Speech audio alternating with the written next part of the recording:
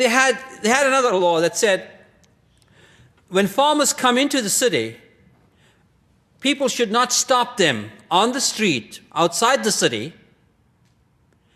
to purchase the goods they buy and then sell it inside. Agencies. We know who makes big money today. It's not the producer. It's not the retailer.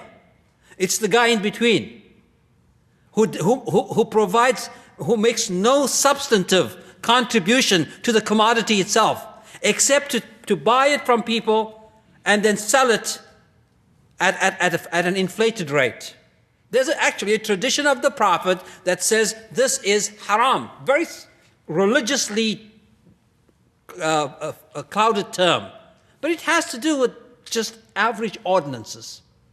And so there are literally hundreds of such rules that exist in this divine Shari'ah that have to do with very pedestrian, normal things that you and I accept as being integral to a secular legal system.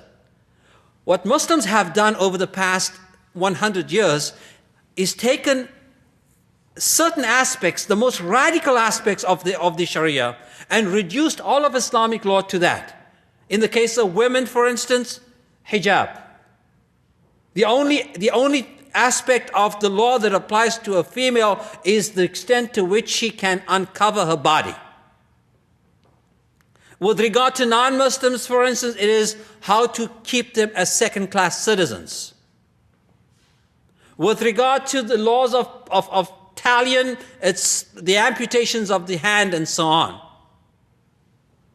So when you look at that, you can actually create a basket of, say, 10 or 12 legal injunctions that can be paraded around as this is the Sharia. And I would challenge you to find the hundreds of injunctions and rules that are commonsensical, universal, albeit peculiar depending on areas in which people live, that nobody knows of as being also part of the Sharia. These are equally part of the Sharia. But this is the one part that gets the most coverage, and these are the parts that nobody bothers to look at.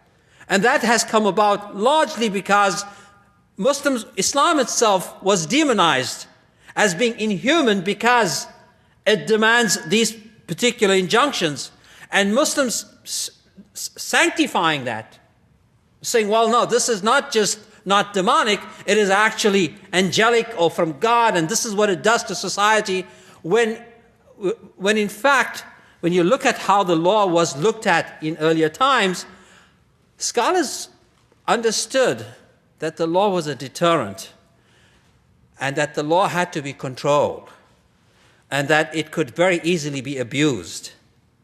And so, for instance, none of these laws, even today, can be applied without the existence of a state structure. If there is no political authority, then the laws that apply to hudud, which is generally the most talked about areas of Islamic law, these laws cannot be applied.